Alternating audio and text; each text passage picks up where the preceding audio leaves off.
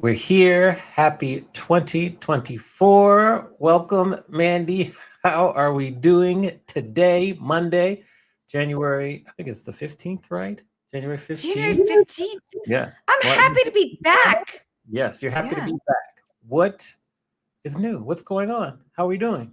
Amani, my family were a batch of losers this weekend. Why do you say that? The Dolphins lost on Saturday. My husband's a huge Miami Dolphins fan. The Browns lost. Saturday was somber in the Graziano house, but we made up for it on Sunday, and we're making up for it today. And I know you know what it's like to be a loser because you are the Commanders fan.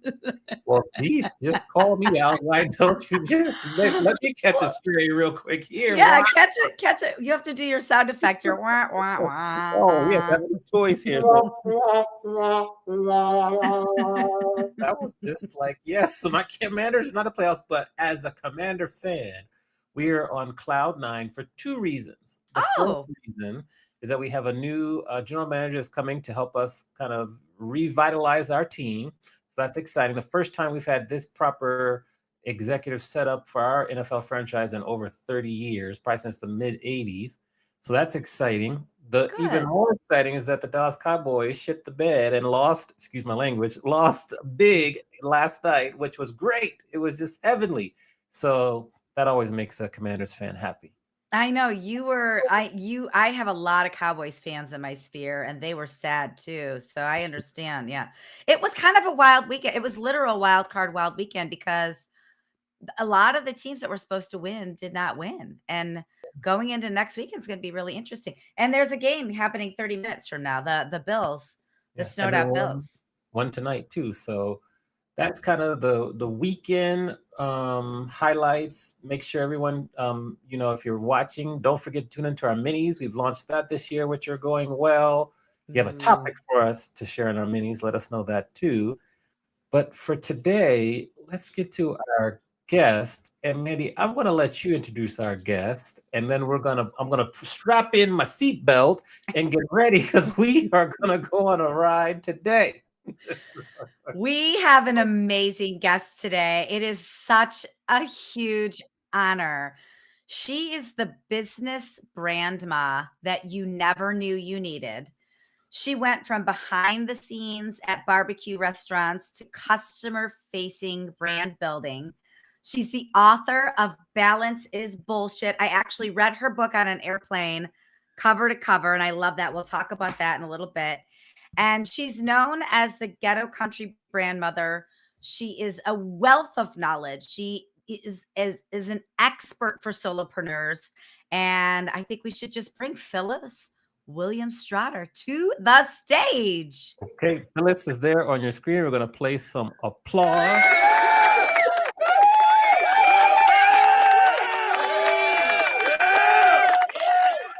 Wow, that's That robust. sounds like my husband.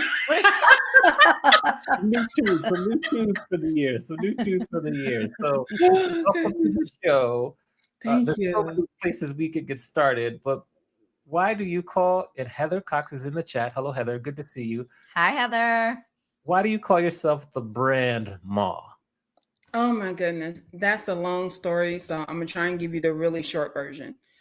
There was a time in my life where I was trying to get pregnant by any and everybody because I always wanted to be a mom. That was years and years ago. But it took me a while, and I think it took me getting married to realize that I've always been a mother, even though I hadn't given birth to a child yet, and understanding that. So now being the grandmother, and now I do have a 16-year-old. Oh yeah, them teenage years is for the ugh. But anyway, but being the grandmother, I get to bring that level of nurturing to my clients. It's like I talk business, but I nurture through business. I don't just tell you what you have to do, what you gonna do, or tips and tricks. I get to nurture through that process just like any other mom does. I don't get to take mom's place, but trust and believe, I'm trying to get you paid. She's trying to get something else. She just wants you to be a good person. I want you to be a good person that's paid. How about that? Aw. Yeah, we like that. There's many ways we could take it, but I'm curious for you, as you're a branding expert, what are maybe the top 3 or 4 mistakes that people make with regard to their personal brand? Um, they have this thing where they think that they can't scale a personal brand, and that's only because they're trying to rely on their own name. So we have time, I can't remember my name, so why would I expect anybody else to? But they try and rely on that, so they think they can't scale from a personal brand. They think that scaling is scary because they now have to hire or employ or staff or whatever word you want to use.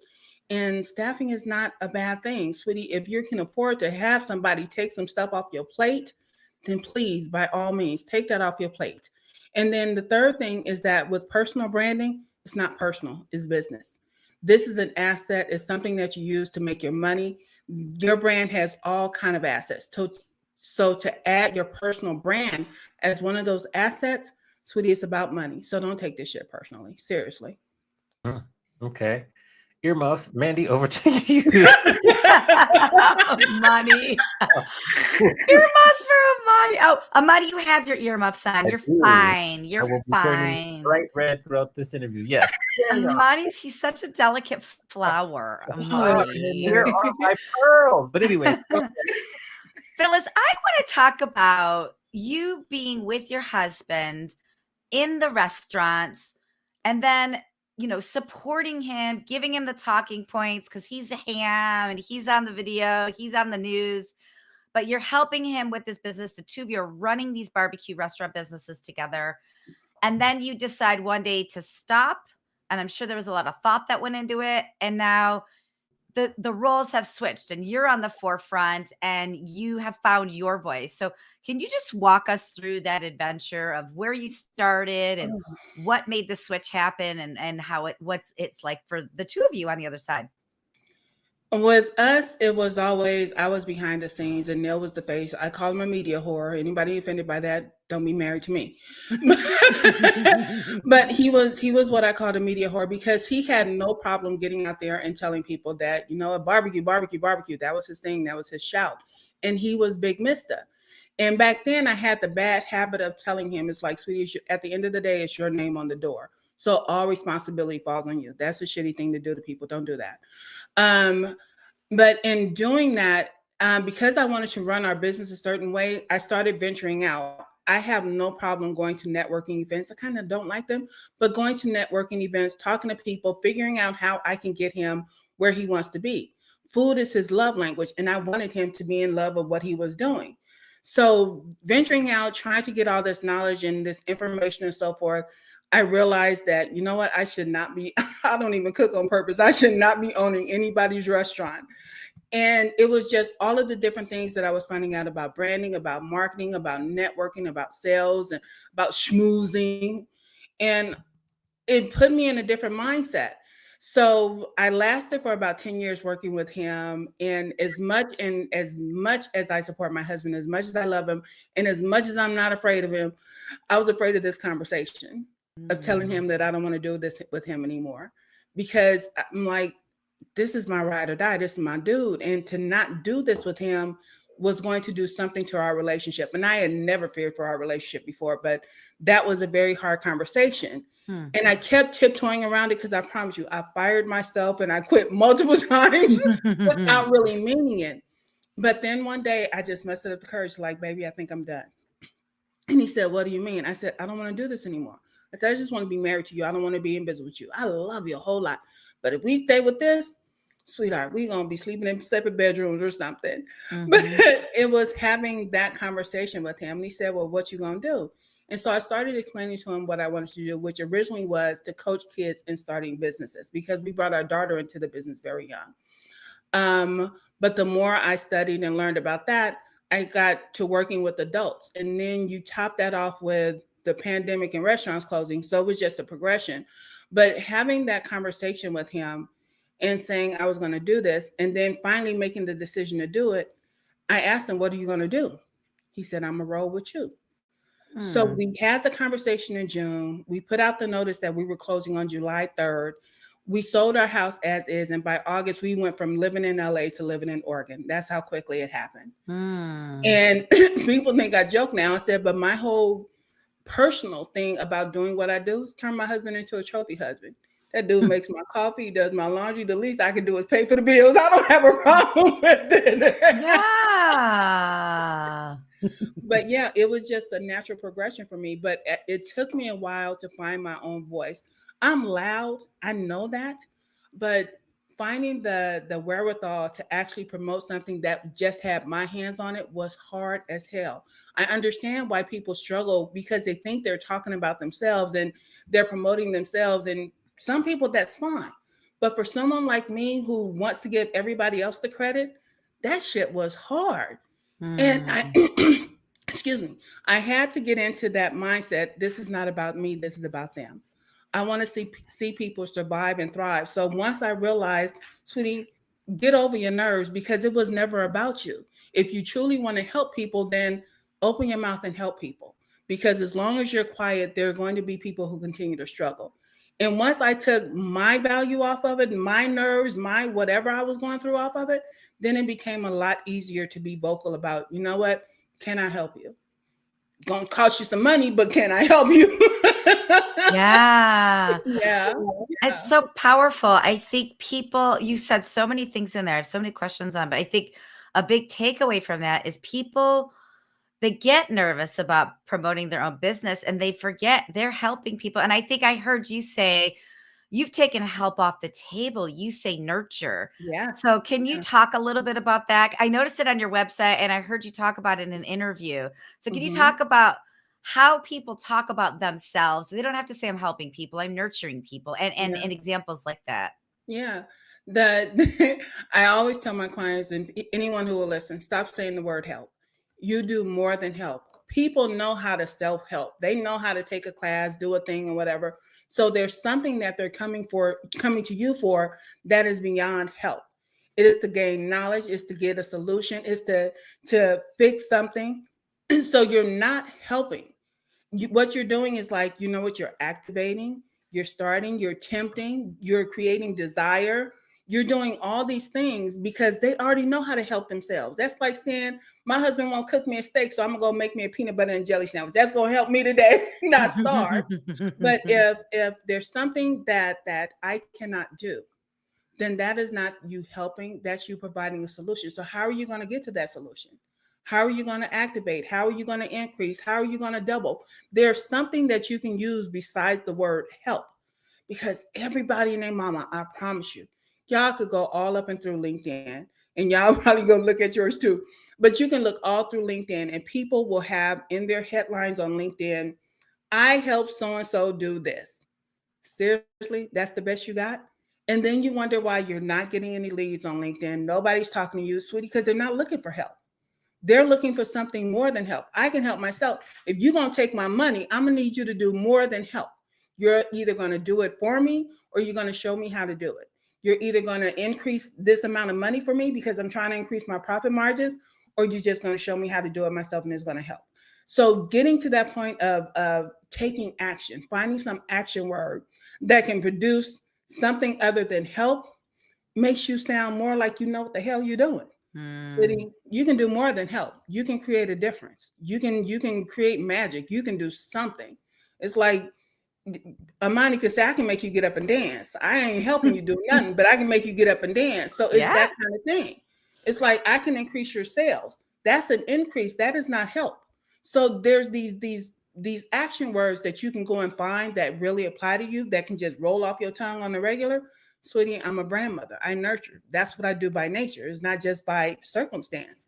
So what is that thing you do by nature other than help? So you mentioned a word there. We talked about action and people taking action. Why do you feel that a common struggle, particularly amongst entrepreneurs, is people struggle to take action? They talk about it, they might procrastinate, but taking action is hard for people. Why do you feel that's the case? Because they were chicken like me.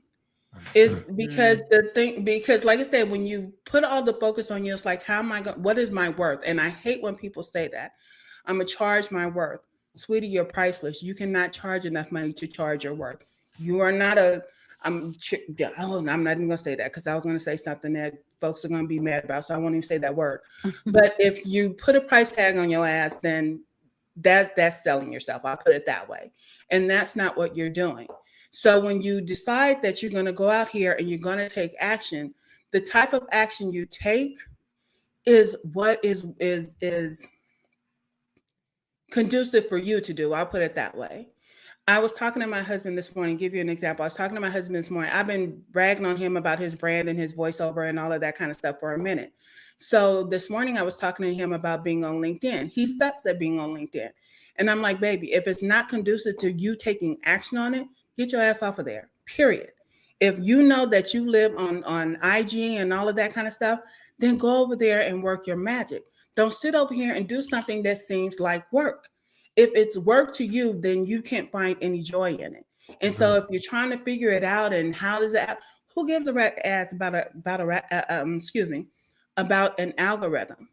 But if it's going to make you take action, when you get up in the morning and say, I get to do this, not I have to, I get to do this, then it changes the type of action that you take. So if you're going to take the action of, you know what, I want to talk to some folks today about this particular problem. I get to do that. That's part of my joy, my bliss, my whatever. So you're able to take action on it. But as long as you see something as a job, which is not what you get into business for, then you will continue to procrastinate. And then also, as you continue to focus on yourself, if you're not narcissistic, sweetie, that's going to leave you stuck as well. Because looking at yourself and trying to talk about, oh, I'm good at this, that's some hardship for some people to do because we've always been taught to be humble. You know what? You shouldn't brag on yourself, but I'm good. Why shouldn't I brag? Because I don't even see it as a brag anymore. I'm just telling the truth. Can I state this fact and move on? Can I say that I'm good at getting you to this point and move on? If you want to dwell on that, if somebody else wants to dwell on it, that's on them. I'm here to help you do this thing. So can we move on? So you get to take all of that pressure off of you about what am I going to do or how do I do this? Just find something that you're comfortable with. Let's start here. Just do this one post and say, you know what, I'm gonna post about this today. And he's like, oh, that wasn't so hard. Let me post about this tomorrow. And the thing about posting and putting stuff out there is you begin to find your voice. You begin to find your lane. You begin to say, oh, that's not such a big deal. Because I promise y'all, before, y'all wouldn't catch me on nobody's video. I would sit here and pick apart my face, my eyebrows. Ooh, do I have a hair? Yeah, I don't do that anymore. But taking action is about taking the focus off yourself, and that makes it a lot easier. Finding your joy and your bliss in something that you get to share. Sweetie, sharing this thing about personal branding and finding your voice and speaking up for yourself. Oh, I'm here to fight. Come on, let's do this. As a follow-up, you mentioned LinkedIn. So two questions for that, then I'll turn it back over to Mandy. Why is LinkedIn important to you, and how beneficial has LinkedIn Premier membership been for you in terms of your business and your business growth? Okay, so LinkedIn is my place of choice, even though they kicked me off for 3 weeks. A lot of people don't know that. They kicked me out for 3 weeks. And I think it's because of my headline, Amani, in case you want to know. So we read the headline just because, read it. Shortly after I changed that, a couple of hours later, I was kicked off. But I still came back, and I fought to come back because LinkedIn is a platform that is like no other. It is you being able to stand out as a business owner, a business leader, and all of those type of things. Whereas I feel IG is more performative, and you're expecting me to stay on trend. I don't have to be trendy on LinkedIn.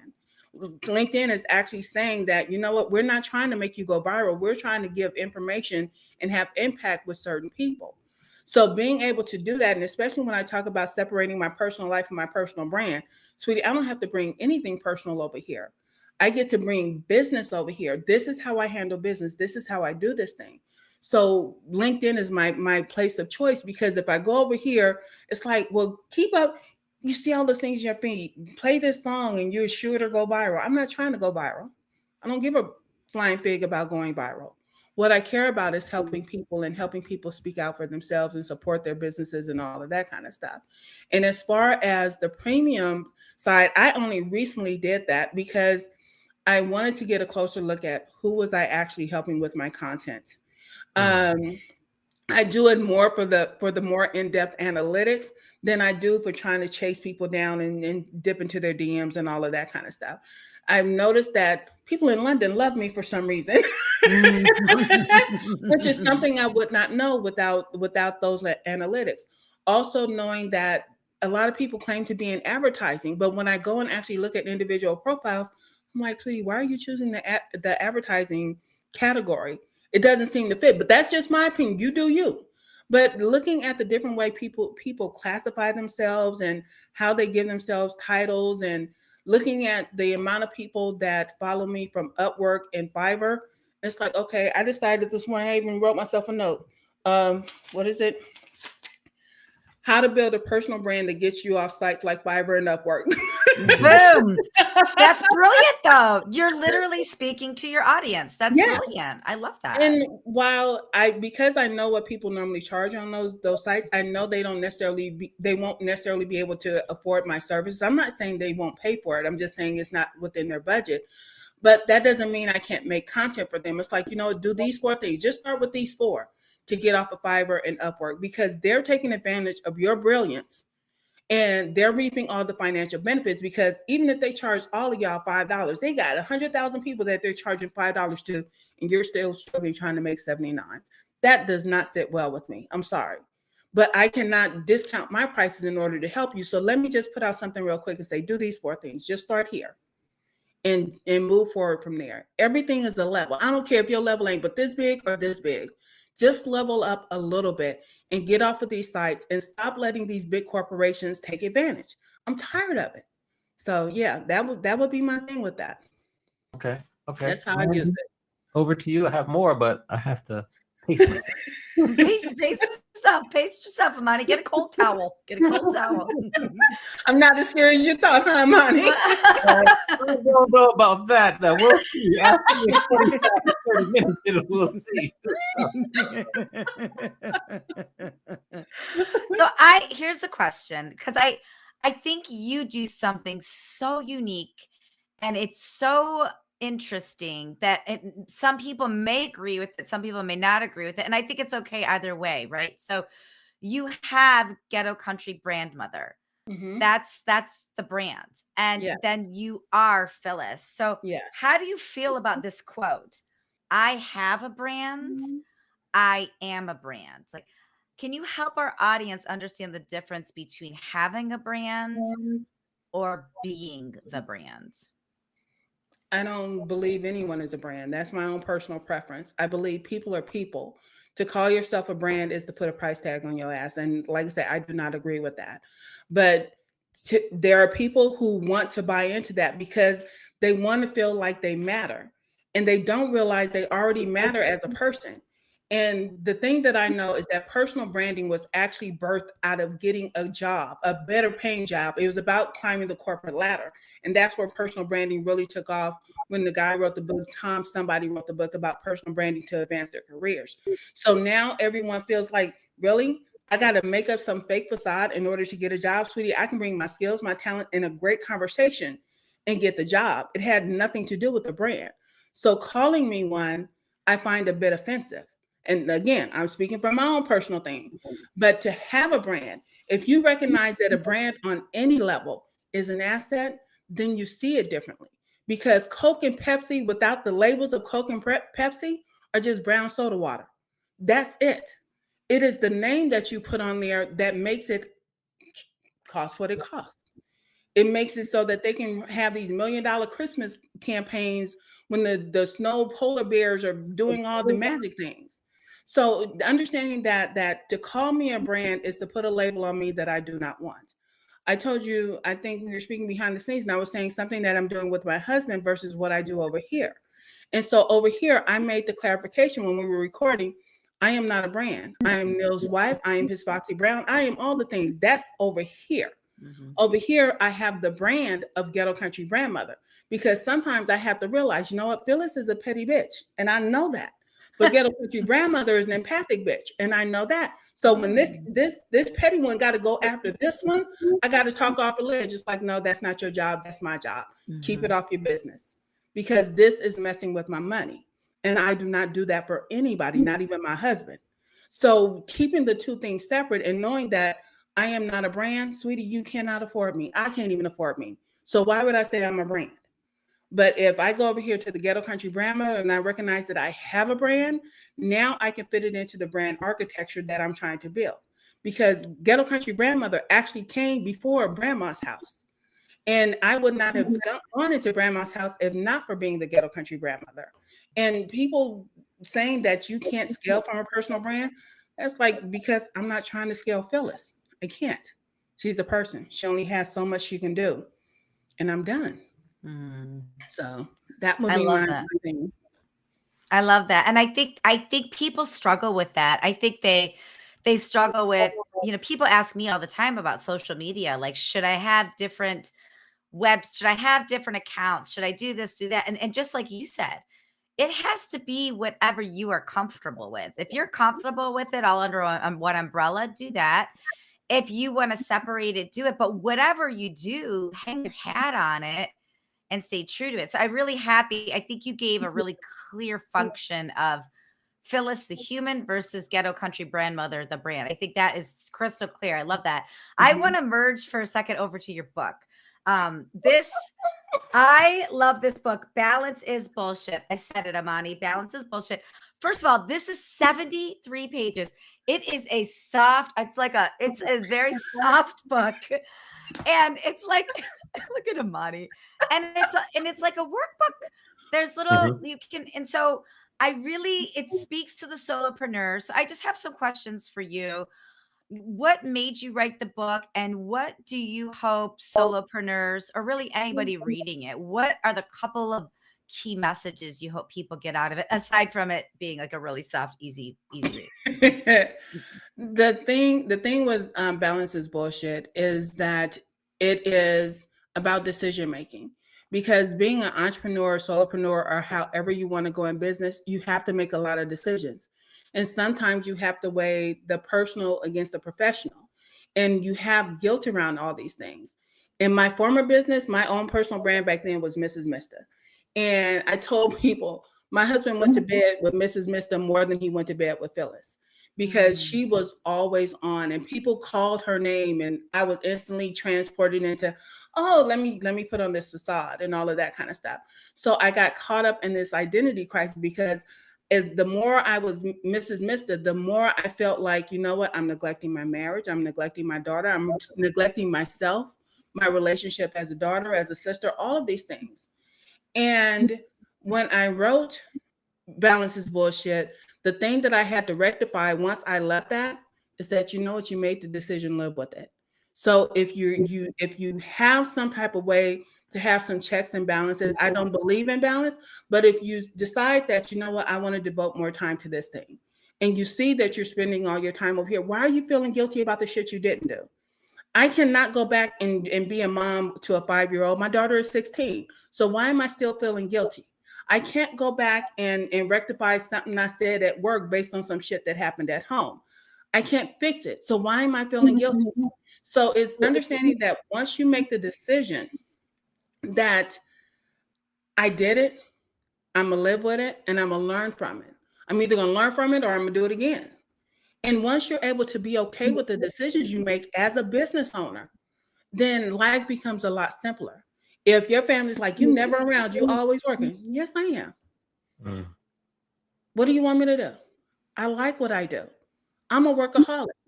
But when Neil comes in here, if he came in here right now and shut this computer, y'all would be like, bye. I'm going with my husband because I'm always trying to stay married. Yes, I hear that. I hear that. Yeah. So it's understanding that the decisions that I make impact more than just the decision that I make. Is if I say yes to this, I'm saying no to everything else. And you have to be okay with that. You can't feel guilty. You can't be remorseful. You can't go back and undo it once you've done it. Sitting here living in regret is what leaves us stuck. It's like, oh, I'll never do that again. Sweetie, we've done a whole lot of stupid shit over the years of over the course of our life. So be okay with the decision. And if you feel it was a bad one, then learn from it and don't do it again. But don't sit up here and wallow in it. That's it. What was your inspiration to move from LA to Oregon? Why Oregon? No offense to people watching or listening from Oregon, by the way. I'm just curious. A friend of mine, she actually lived in Oregon. She was one of my besties. She's mad at me now, so we haven't talked in a while. But she was one of my besties, and she was living in Oregon. We told her what we were getting ready to do. She's like, "Oh, move down here with me. I don't have any black friends down here." It's like, you don't have any black friends when you lived here, so. Sounds like Amani scolding me. Carry on, keep going. Yeah, but she had a place, and the woman who was like a mom with her had recently passed, and they had been sharing a home. So, and she was the type of person, she never really lived alone. In all the years that I've known her, she went from living with her child to living with someone else to living in their home. And I think that she just needed that security blanket. And we were looking for a change. My mom was gone. Once my mom checked out, it's like, you know what? There's no reason for me to stay in LA. I've been here 50-something years. It's time to go. It's time to try something new. So when she made the offer, it was an easy decision. And like I said, the house was gone. Sold the house as is. I'm not trying to pretty up nothing. I'm ready to go. And off to Oregon we went, stayed for 3 years. And then my mother-in-law was getting up in age, and we wanted to come be here before she checked out on us. We missed it by 2 weeks, but we've been here for yeah, thank you. But we've been here almost 2 years now. And Neil and I were talking the other day. It's like, okay, baby, where are we going next? You would think at damn near 60 years old, I would sit my ass down somewhere. It's time to go. But it's time to go. It's time to go. So yeah. When you meet, I'm going all over with the questions today because so many things are. Do your thing. Do your thing. When you meet people, let's take Mandy and me, for example. I'm curious about advice you'd give us to really, maybe if we're looking to increase our business for the year. So Mandy and I were both professional speakers. Mandy also has her own training business. I also am a professor at Cal State University Fullerton. I'm a DJ. We're both authors. We do 3 or 4 main things at a minimum that bring us income. Mm-hmm. Some people say you need to focus on one thing. We think differently. What advice would you give to people like us who have multiple streams of income if they're trying to grow their business? The thing I look at with that is that people have shiny object syndrome. I have it as well. But if there's a way that you can find alignment in those things, it's like you may run your speaking gigs based on, you know what, I pick my jobs like I pick my music. There are certain things, there's certain tones and things, melodies that speak to me when I choose a speaking gig. And so you get to talk about speaking through the lens of music. So that ties those things together. And then to write a book, it's like, these are my lyrics of how I run my business. Mm-hmm. Sweetie, your music is all up and through in everything that you do. So to say that I have to remove music from my business as a professor, That's bullshit. You'd be You just naked. don't know. Yeah. Be naked. Yeah. And it's like when I go to class, sweetie, there's a song in my heart. So you can travel music through everything. And people just now they get it. It's like I remember once I was listening to TD Jakes and he was talking about flying with one of the other pastors, and they're sitting in the chairs and the dude is playing the piano on the back of the seat that's in front of him. And it's because music is so much a part of his life. He does not need a keyboard to make music. So the fact that you're doing it in a classroom, sweetie, my music didn't leave me. So, but when I talk about how I want to make money, which one is more profitable to me? And then, so if I can talk about writing this book or being a professor, that's what makes me the most money. But I do it from a place of music. Everything has to have a rhythm and a rhyme to it. Otherwise, it does not make sense. Does that make sense to you? Okay. No. Yes. Yeah. And so, like, even with Mandy and talking about sales and her being an author and her being so much fun. I mean, just watching some of her things, it's like, how do I get to tie all these things together? My book is called Shark Tales, but you know what? I don't even like fish. You know what? So she gets to bring a level of her fun to anything that she does. When I'm talking about something, when everything is sales to me, to give you a little TMI. My dad was a pimp, not for a long time, but he was a pimp. And so I even see branding as a pimp game based on my paradigm. So how she sees sales is based on so many things other than just sales. And people don't see how they can make all of their crazy fit together. But sweetie, once you find that common thread, I can talk about all of these things, but this is the one that makes me my most money. This is the one that's most profitable. So this is the one I put out the most. But don't get it twisted. The sister is still back here making music. I'm still back here making sales. I'm still back here doing the thing. But this is what I talk about the most because this is what's going to bring them in the door. Okay. Yeah. That common thread. It's funny you say that because fun for me is the common thread. It's the common thread in everything. And I know music is the common thread for Amani, but I do think there are a lot of us who do a lot of things because we love doing a lot of things and we find ways for these to be in alignment and for them to feed into each other. But I think what is missing for a lot of people is the common thread, that common thread. So thank you for illuminating that. I think that was a really, really important point. It was. Yes. Now we are to the part of the show where, particularly for today's episode, I am particularly nervous. We are going to let you ask myself and Mandy any question you want to ask us, and we'll answer. So with that, who do you want to ask the question to first? You. Oh, yes. Let's go. What would you like to ask me? I want to ask you, why do I make you nervous? It's really, you don't really make me nervous. If I'm I know, but I want to know it's just, cursing and carrying on a show, it just makes me laugh. It's just funny to me. That's all. And you never know. And then, you could be a live wire, could ask a question and be like, oh my gosh, I don't know how I would answer that or whatever. So, but it's just real. I'm just really having fun with you. So you don't really make me nervous. Okay. Trust me, I'm just getting started. Miss Mandy, what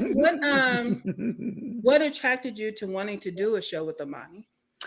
You know what? Amani and we did this live show together as a promotion for a conference that we were both a part of. He was the president of the organization. I was just a volunteer on the education committee, but we seemed to be the only two that wanted to do this or knew how to do it or whatever. And we had such a great chemistry, probably because I am a bit of a loose cannon and he is a little more reserved, but it worked and we had fun. And the other thing is as you know, I am a salesperson, I'm a promoter, I'm a writer, and Amani is all of those things. And he's a live streamer. I didn't know anything about live streaming. I wanted to learn. He's an engineer. He's a producer. So there's things about what I do I didn't know how to do until now that I wanted to learn more of. And I think we just got along. I mean, I think the first couple of shows, people were like, oh, you have such great chemistry. How long have you known each other? We're like 2 weeks. So, and that is rare. I think that is really, really rare. And I had fun. It still is one of the greatest parts of my week is this show. And I he's a business nerd. I'm a business nerd. I think we both like learning together. I think we can have really honest and frank conversations. I think we both push each other. I mean, I think it's a great relationship. I think that's what I say for now. I don't know. Ask me in a year from now. We'll see what happens. You might not like me a year from now, huh? Don't worry about that. Have you ever thought about quitting your job to do whatever you do full time? And quitting Fullerton, let me put it that way. Quit being a professor. Okay. So I actually grew up working for Marriott for almost 20 years. Mm-hmm. And then I left that to be a full-time DJ. Along the way, I recognized that it's very valuable if you diversify your income streams. And then I was able, through the same association that Mandy and I met, I was able to get exposed to Fullerton, and then they asked me to teach there. Now, if you go back in the day, I grew up the son of a professor. My dad was a professor at Howard University. I wanted nothing to do with anything that he was involved with. And so then this opportunity comes up, and I was like, okay, well, you know, teaching, it can be good. It's good to diversify. And I tried it out, and I love it. I mean, I love it. It's like a favorite, out of the jobs that I have, it's my favorite job. No lie. So I don't want to quit it. I just want to continue to have it go along with what I'm doing. Now, as an author, got a second book coming, as a speaker, I definitely want to do more of that. But the way I have it set up now, it fits very well. And I have to be there like 1 day a week, maybe 2 days a week. So it's not like I'm there 5 days a week. So it fits really well with my schedule. Now, when I'm grading papers and projects, that's on the other off days. That's a lot of work, but I love it. So I don't mind the work. And we're talking about the music through line, the red thread. Like, I created a music business class for the university, and we just had our first semester, very successful. We're going into our second semester. So it's allowed me to have like a little bit of a lab to test out some things and try some things out, because then I'm going to turn that music course that I created for Fullerton into my own course. And so it's very helpful for me in my business. So I have like no plans on quitting. It just fits really well with my career, what I do, and I love it, and I don't want to stop. Amani, are you one of those people that can't sit still? I mean, based on all the jobs you got? No, you trying to call me a Jamaican, but no, I can sit still. Do things. I can. I might struggle or get distracted sometimes, but I can. But tell me why you're asking. Like I said, because you're talking about multiple streams of income, and I don't think you do any of these things really for the income. One, yes, you need an income, but I don't think you do all of these things based on income. So my thing was, you know how I hate that question because people ask so much. That thing that you would do if you didn't have to worry about money, which one of those would you keep? Oh, teaching, number one. Yeah, teaching. Yeah. Mm-hmm. Okay. So then what would you do with the rest of it? Put it in your back pocket and walk away? Teaching and writing books kind of goes along together. I might put the DJing in the back pocket and just chill for that, because I've been doing that for like 17 and a half years, been through some ups and downs. It was only the pandemic that really kind of re-sparked my love for it, because I was getting kind of burned out. And the speaking, I think the teaching, the speaking, and the writing all goes together. It's like a nice little circle, a nice little funnel. And then the DJing too, it's a little bit off to the side. But that's how I would answer that. You want me to quit my job? I see you're trying to get me to quit my job. I want you to quit your job.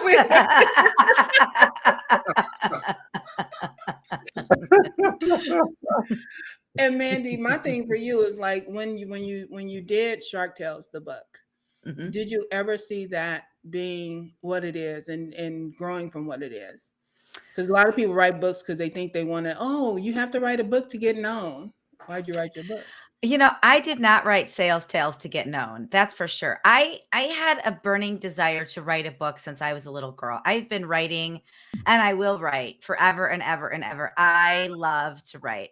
And I believed that my mom would be the only one that would buy or read my book. Maybe buy it, maybe not even read it. I didn't think past, I honestly didn't, when you find a publisher, I didn't think past what market, and I should, because I'm a sales and marketing expert, right?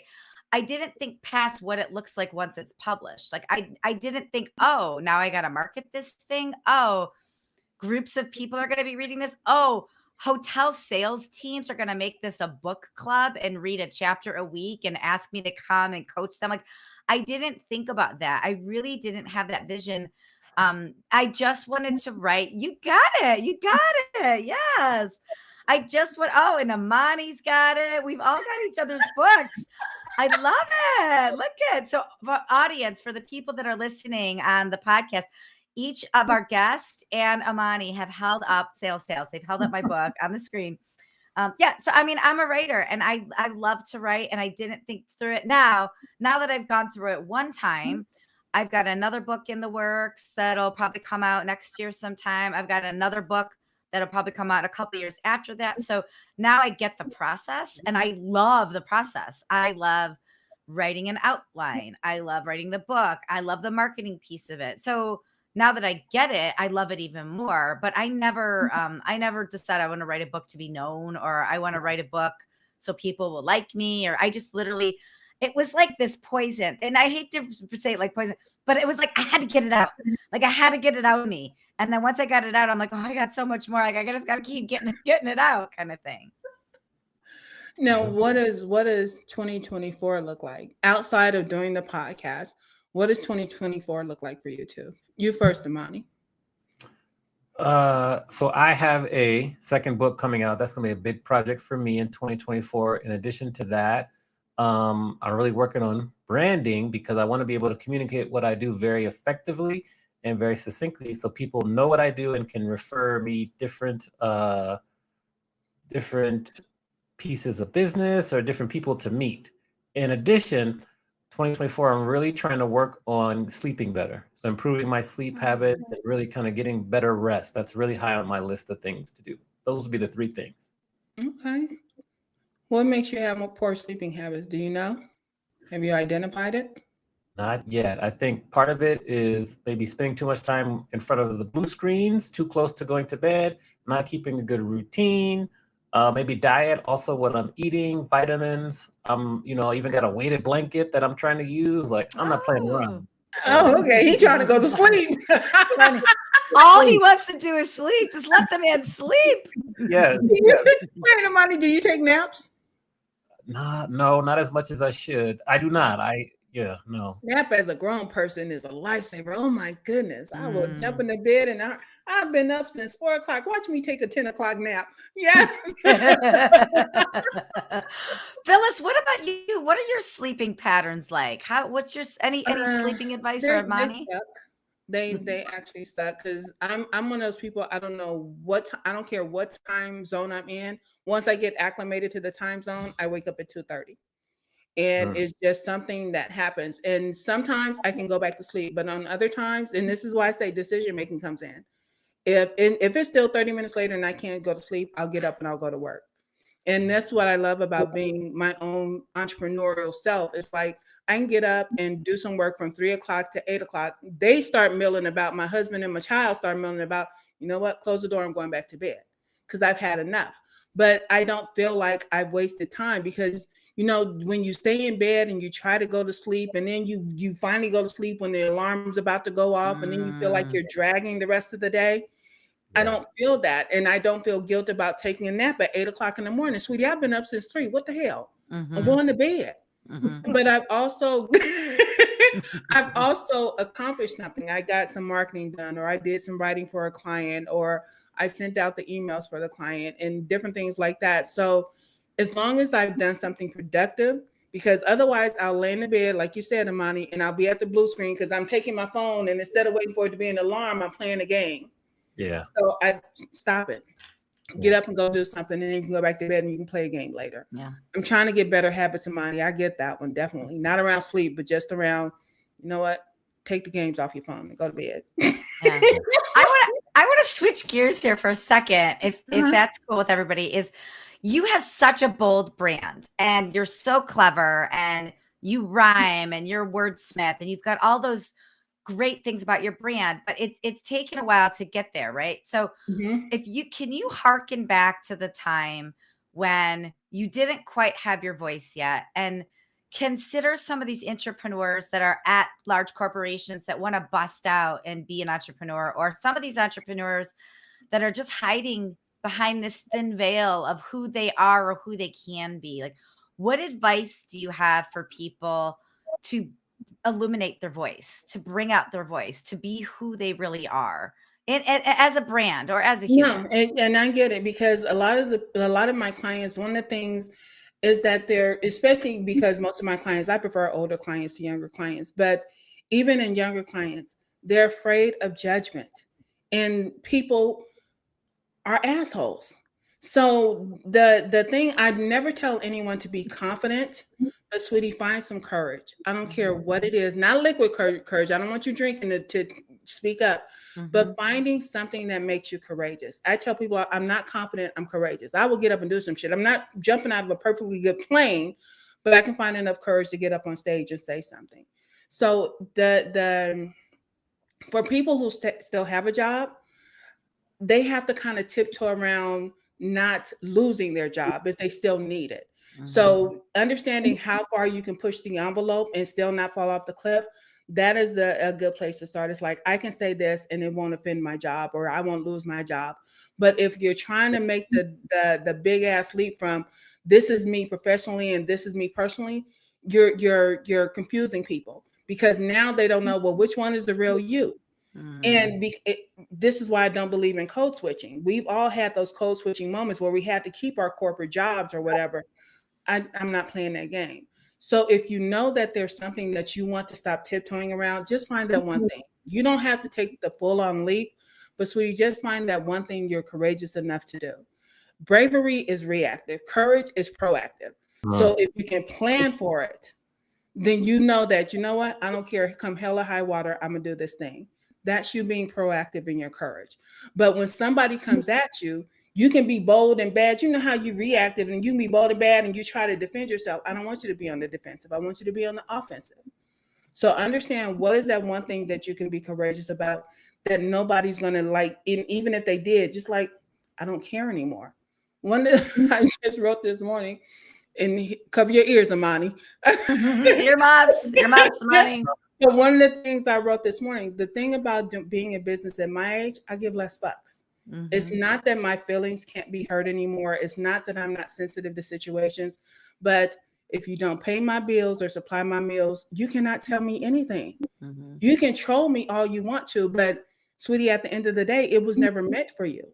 It was meant for the people who actually need to hear this and who need to understand that, or need that little push or that nudge. It is not for everybody. The thing about branding that you need to understand, even with personal branding, sweetie, haters gonna hate.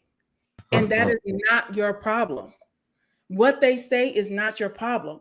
Me and my husband, like I said, we're doing a thing and somebody said, oh, your wife's emotional. Bitch, you do not know me. Don't try me. Because I'm over here being Phyllis now. So this is a whole nother situation. Yeah. Also, what's wrong with being emotional? Like, that's so much better than just being a cold robot. Like, let's just be who we are. And sometimes I'm going to emote, and other times I'm going to be an ice cold, you know what? Like, it is what it is. Because they were, it was something that Neil has said, and they took it as, oh, women, actually they were saying that women were emotional creatures, and that should not be a thing. Like, dude, don't try me. That was one of the reasons why I stayed off television so long. When Neil started being on television, I said I was not going to be the angry Black woman in the corner. Because the thing about it is, I was never angry. I just don't take no shit.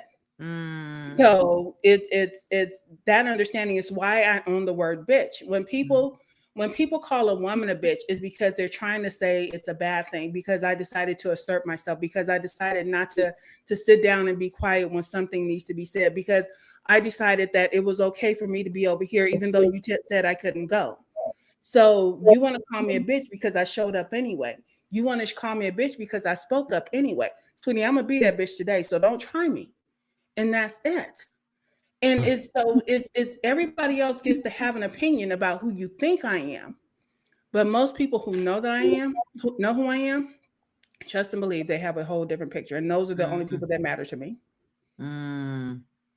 Love that. Oh, crickets.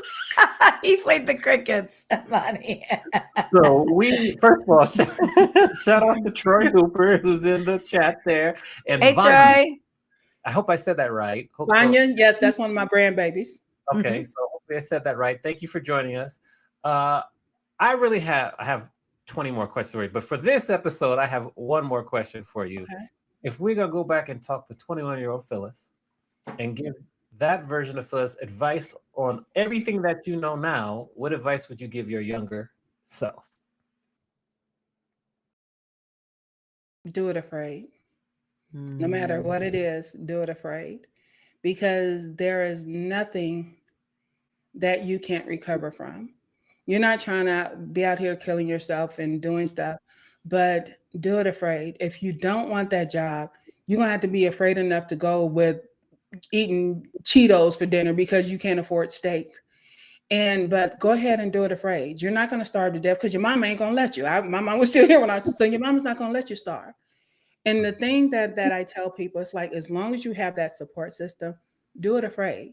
Whether you're 21 or 91, as long as you got somebody that's going to catch you, that ride or die, whether they're your best friend or your best spouse or whatever, do it afraid. And the rest will work itself out. This is true. Okay. Mandy, I'll turn over to you to close out the interview and the show. But yeah, over to you, Mandy. Well, I want to know, Phyllis, how can we support you? How can we lift you up? What are 2 or 3 actionable things we can do today to continue to see you out there doing what you're doing? If you bought my book, write a review. That's always helpful. Okay. When I have Brandma's House is my behind the scenes. I don't do community stuff, but I do open up Brandma's House. We do Buzzed and Branded. Come in and support and the other entrepreneurs that are there, because that's where we get back and we talk shit. There is no fee. There is no anything. It's just, you know what, you get to come back here, bring you whatever buzz you want to bring, and just have a conversation. Start interacting with people again, and don't do it from a place of trying to make money off of somebody. Just enjoy yourself. So those 2 things would be a big thing to me. And how do people join Brandma's House? What do they do? Brandma's House, just look for the invite, and mind you, it's limited because I do it on Zoom, sweetie. If only 48 people can fit on the screen, only 48 people get in. So the first 48 are the ones that. But when I put it out, share with your audience and all of that kind of stuff, and let them know Brandma's House is open. Y'all go back there and talk some shit and drink some booze and smoke your weed and whatever else you're gonna do. That sounds great. It's just a thing. It sounds great. Okay. All right. With that note, thank you very much for appearing on our show, being authentically Brandma, Phyllis. I'm so glad I met you today. Like, it's the first time I met you, so I can't wait to continue the conversation. Yes. Thank you for coming on the show. Continue to be you and continue to be an ambassador for people and their personal brands. Yeah, I'm here for it.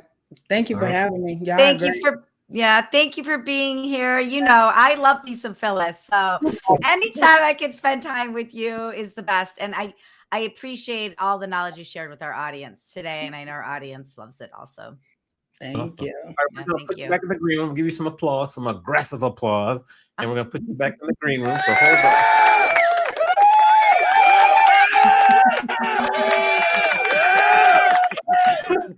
That is rather aggressive. So that's good. It's aggressive. I like it. I like aggressive. All right. Amazing show. What do we have on tap for next week? Well, a couple things. Our minis come out every Wednesday. So keep your eyes peeled for our minis. Wherever you listen to your podcast, our mini episodes, they're like 15 minutes or less. And it's just Amani and I. And we've got 2 out so far. One's on sales, one's on music. I just re-listened to our one on music the other day. It is so good. So just listen to those. You can find those on our YouTube channels too. And then next week, we have the one and the only Erin King, who we love. Erin King. She wrote Digital Persuasion. She wrote Big Deal Energy. She's a multi-founder, multi-business seller, a great, one of the top keynote speakers that's out there right now. And she's a friend. She's a friend of the show. She's a friend of us, and we're really excited to have her on next week. Great. Awesome. Well, thanks again to our guest, Phyllis, the Brandma today. Make sure you subscribe, rate, and review, whether you're watching it live on LinkedIn or catching the replay on Spotify, Apple Music, whatever podcast platform you listen or watch on. Thanks for the support. Share with a friend, and we will see everyone next Monday, 4 p.m. on the East, 1 p.m. on the West. and see you soon. See Bye, you everyone. soon. Bye.